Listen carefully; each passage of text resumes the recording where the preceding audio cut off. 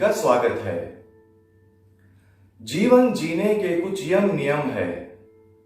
अगर हम इन नियमों को बिना समझे उनकी अनदेखी करके कैसे भी जिए जाएंगे तो चोट पहुंचनी ही है। ब्रह्मांड में सभी चीजें एक नियम अनुसार चल रही है। सूर्य और चंद्रमा रोज एक ही समय पर उदय और अस्त होते हैं। पक्षी रोजाना एक समय पर जागते और आराम करते हैं। जो चीज स्वास्थ्य के लिए हानिकारक है, जानवर उसे सूंघ कर ही छोड़ देते हैं। मगर हमने अपना सारा हिसाब किताब अस्त व्यस्त कर रखा है। मनुष्यों में बुद्धि का विकास होना वरदान कम, अभिशाप ज्यादा लगने लगा है। किसी बच्चे के हाथ में छुरी देने वाली बात बनकर रह गई है, जो उसका इस्तेमाल नहीं जानता और कभी दूसरों को तो कभी खुद को ही चुभोता फिरता है। कई मामलों में जानवर हमसे ज्यादा श्रेष्ठ है। वे बुद्धि कम होने के बावजूद प्रकृति के नियमों का अच्छी तरह पालन करते हैं। कहीं उनमें बुद्धि कम होना ही उनके अनुशासित होने का कारण तो नहीं। सुस्त जीवन व्यतीत कर रहे चिड़ियाघरों और पालतू जानवरों के अलावा क्या आपने उनमें हाई ब्लड प्रेशर, डायबिटीज और हाई कोलेस्ट्रॉल जैसी बीमारियां सुनी है? नहीं, उन्हें यह लाइफस्टाइल संबंधित बीमारियां नहीं होती, क्योंकि वे प्रकृति के नियमों के अनुसार चलते हैं और हमारी तरह मनमानी नहीं करते। जिस विकसित बुद्धि के सहारे मनुष्यों को और ऊंचा उठना चाहिए था, वे और नीचे गिरते गए। बुद्ध, नानक साहब और विवेकानंद बनने के बजाय मनुष्यों ने असुरों वाला रास्ता लेना ज्यादा उचित समझा। आइए अपने जीवन को सुधारने की दिशा में कुछ सरल उपायों पर एक नजर डालते हैं।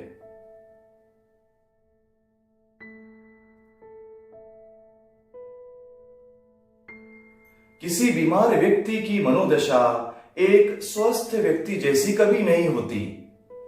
छोटे बच्चे और जवान लोग, जिनमें शरीर अपनी पूरी क्षमता में काम कर रहा होता है, वे हमेशा खुश और जीवित दिखते हैं। शारीरिक स्वास्थ्य पर ध्यान देना होगा। उसे अशुद्धियों और बीमारियों से मुक्त रखना होगा ताकि उसका दुष्प्रभाव मन पर ना पड़े। योग में शरीर शुद्धि को बहुत महत्वपूर्ण स्थान प्राप्त है। सात्विक आहार से लेकर विभिन्न शुद्धि क्रियाएं, जिन्हें षटकर्म के नाम से भी जाना जाता है, योग साधकों की दिनचर्या का एक अभिन्न अंग होती है। उनसे प्रेरित होकर हम भी कुछ क्रियाएं क्यों नहीं सीखते? तन स्वस्थ रखने के लिए जीभ पर नियंत्रण रखना भी बहुत आवश्यक है। चटोरेपन के चलते न जाने कितने लोग असमय शरीर से शव में परिवर्तित हो जाते हैं, क्योंकि जरूरत से ज्यादा खाना कई बीमारियों का कारण है। इसी तरह रोजाना व्यायाम करना और पर्याप्त नींद लेना भी शारीरिक स्वास्थ्य के लिए बहुत जरूरी है, जिससे मन भी प्रसन्न रहता है। नासिकाग्र दो शब्दों से बना है, नासिका और अग्र, यानी नाक के आगे का हिस्सा या उसका सिरा। नासिकाग्र दृष्टि यानी नाक के सिरे पर नजर टिकाना। श्रीमद् भागवत गीता के 6 अध्याय के 13वें श्लोक में इस क्रिया का वर्णन है।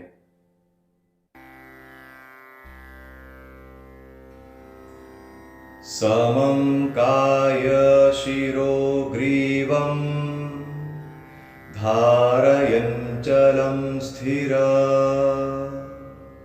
संप्रेक्ष्य नासिकाग्रं स्वं दिशश्चानवलोकयन्।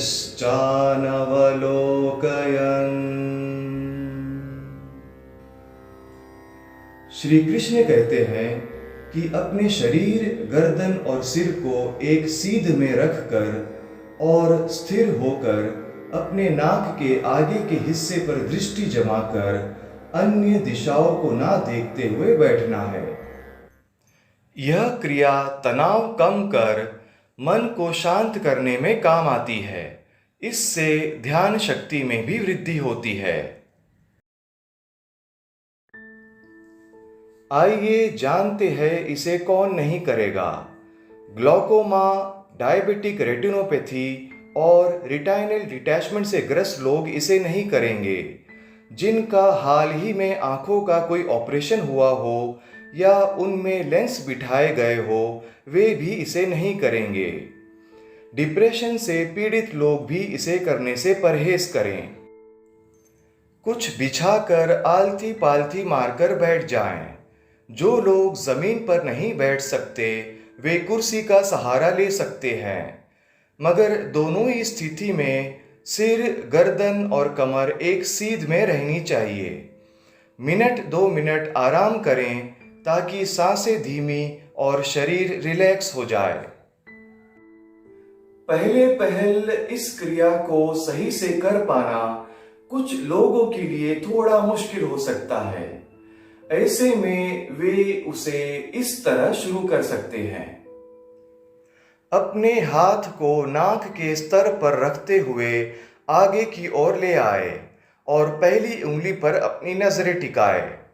फिर धीरे धीरे उंगली को नाक के करीब लाए और अंत में उसे नाक पर रख कर उस पर अपना ध्यान केंद्रित करें। अब अपना ध्यान उंगली से हटाकर नाक के सिरे पर केंद्रित करें और हाथ को नीचे ले आए। अपनी सुविधा अनुसार दृष्टि बनाए रखें। यदि आंखों में या सर में दर्द महसूस हो तो दृष्टि को सामान्य करके उसे कुछ पलों बाद दोबारा नाक के सिरे पर ले आएं और क्रिया पूरी करें। पूरा हो जाने पर आंखें बंद करके शांति और स्थिरता का आनंद उठाएं। आप इसे अपनी सहूलियत अनुसार जितना समय तक करना चाहे कर सकते हैं। इसे एक अवधि तक करते रहने पर ऐसा समय भी आएगा जब मन इतना स्थिर हो जाएगा कि यह क्रिया करते समय आपकी पलकें तक नहीं झपकेगी। मन पर आधारित वीडियोस की श्रृंखला यहीं पर खत्म होती है। अगली बार जल्द मिलेंगे।